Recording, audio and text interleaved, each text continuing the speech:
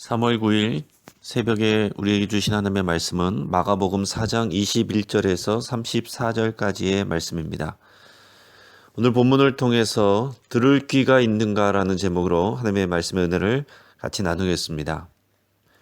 소귀의 경읽기라는 속담이 있습니다. 아무리 좋은 글이라고 하더라도 들을 귀가 없는 소에게 읽어주고 가르쳐주는 것은 아무런 효과가 없다는 뜻이죠. 소가 아닌 사람 중에도 그런 사람들이 있습니다. 자신의 생각과 판단에 사로잡혀서 진리를 들어도 듣지 못하고 깨닫지 못하는 사람들입니다. 지금 신천지 이단에 빠진 사람들이 그렇습니다. 잘못된 성경 해석에 빠져서 쇠뇌되고 나니까 아무리 성경을 풀어서 설명을 해도 그 말씀이 들어가지 않습니다. 사람을 속이고 가정이 파탄나고 인간을 우상화해도 그들의 눈에는 보고 싶은 것만 보이고 그들의 귀에는 듣고 싶은 것만 들립니다. 반대로 우리 자신도 그런 모습이 될 수 있음을 늘 마음에 두고 조심해야 됩니다. 우리가 배운 성경의 내용들과 우리가 경험한 교회의 모습과 신앙이 전부인 줄 알고 우리의 귀를 닫고 눈을 감으면 안 됩니다.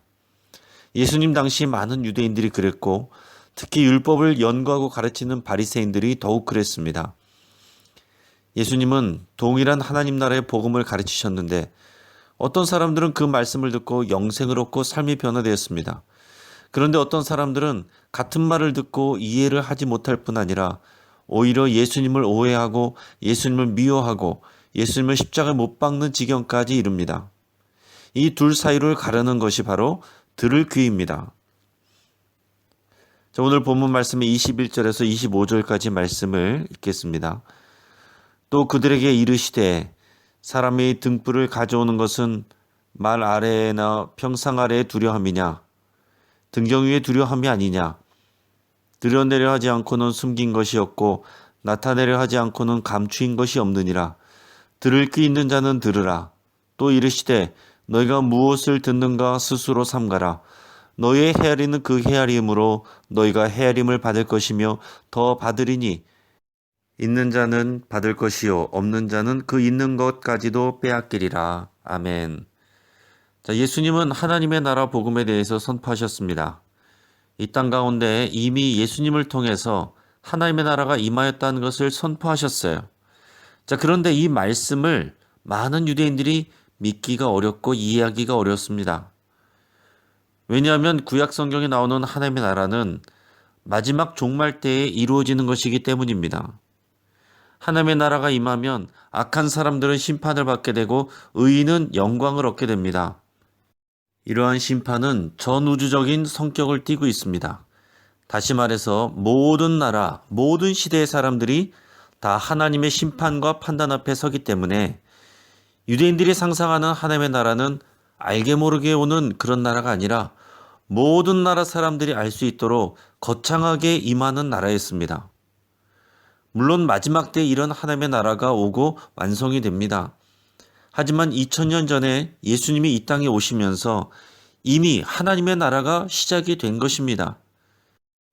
예루살렘 출신도 아니고 나사렛 촌동네 출신의 청년, 그리고 바리새인 랍비나 서기관 출신도 아니고 목수 출신의 한 남자가 하나님의 나라가 이미 임했다라고 가르치니 그 말을 쉽게 받아들일 수 있었겠느냐라는 것입니다. 우리가 그 당시 유대인들의 입장이었어도 아마 그랬을 것 같아요. 그래서 예수님은 하나님의 나라를 비유로 설명하셨습니다. 비유는 어린이들도 쉽게 이해할 수 있는 반면에 마음을 열고 믿음으로 받아들이지 않으면 그 진리를 파악하기가 어렵습니다. 예수님은 하나님 나라의 비밀을 비유로 말씀하시고 제자들에게는 따로 설명을 해주시곤 하셨습니다. 그러면 이해하기 어렵게 말씀하시는 예수님이 문제일까요? 사람들이 알아듣지 못하게 하시려고 하는 것일까요? 여러분, 그렇지 않습니다. 그래서 예수님이 오늘의 이 본문 말씀을 얘기하신 거예요.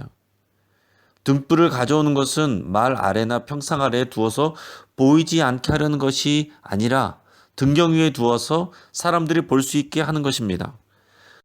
마찬가지로 예수님이 비유로 말씀하시는 것도 결국은 하나님 나라의 비밀을 가르쳐 주시려는 의도이십니다. 예수님은 숨기지 않으시고 감추지 않으십니다. 여러분, 그러면 문제가 무엇입니까? 많은 사람들이 들을 귀가 없다라는 것이 문제입니다. 들을 귀는 무슨 말입니까? 들으려는 마음과 믿음을 말하는 거예요. 예수님은 진리이신데 아무리 진리를 말하고 비밀을 알려줘도 들을 귀가 없는 자는 이해하지도 못할 뿐더러 오히려 예수님을 반대하고 미워하게 됩니다. 24절에서 예수님은 너희가 무엇을 듣는가 스스로 삼가라 라고 말씀하십니다. 이 말씀은 말씀을 잘 분별하여서 정중하게 들으라 라는 그런 의미예요.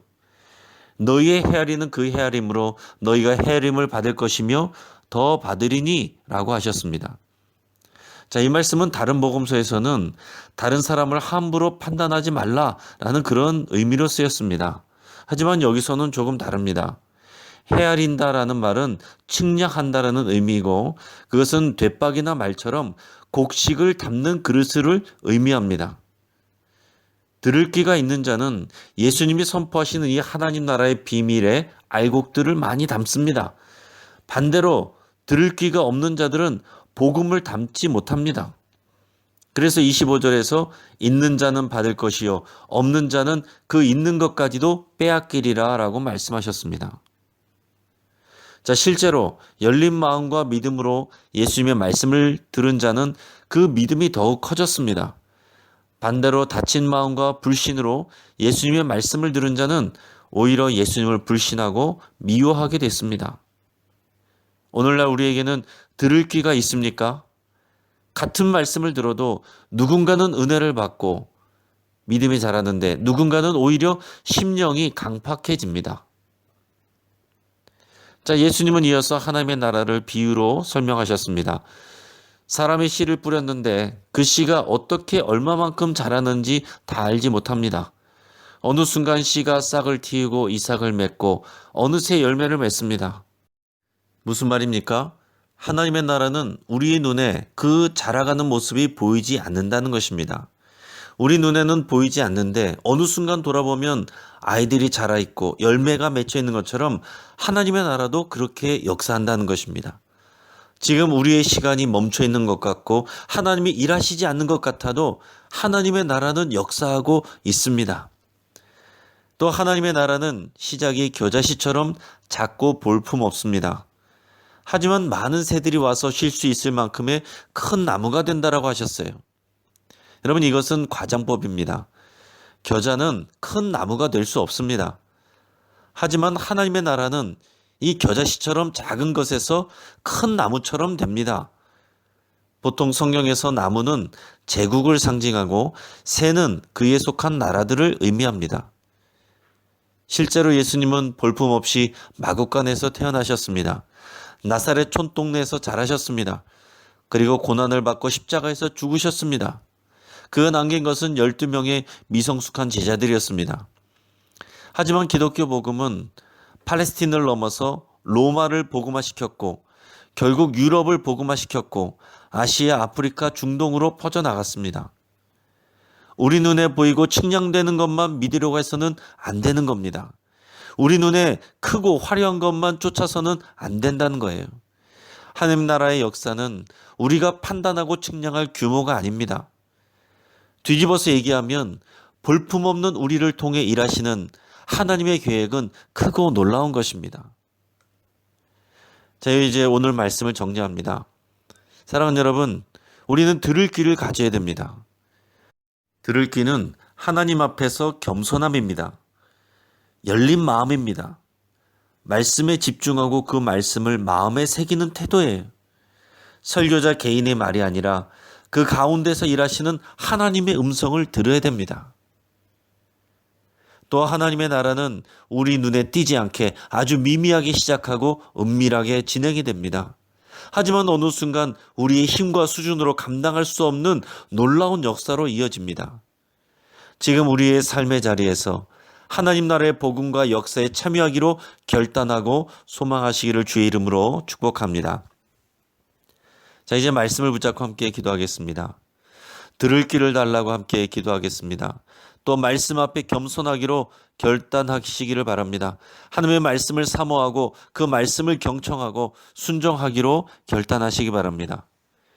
우리 눈에 보이는 것들로 다 판단하지 않기로 기도합시다. 하나님의 눈으로 우리 자신과 가정과 교회를 바라볼 수 있도록 기도하겠습니다. 우리의 배우자와 자녀들이 들을 귀와 믿음을 가질 수 있도록 여러분 함께 기도하겠습니다. 코로나19 사태와 관련해서 매일 낮 12시와 밤 9시에 모든 교인들이 함께 1분 동안 기도하는 일에 순종하고 합력할 수 있도록 여러분 기도하겠습니다.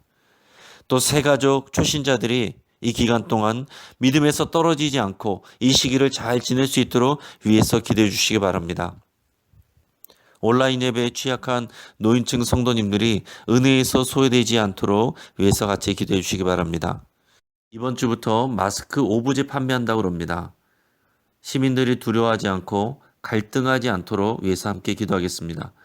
또 집단 감염이 효과적으로 차단될 수 있도록 위해서 함께 기도하겠습니다.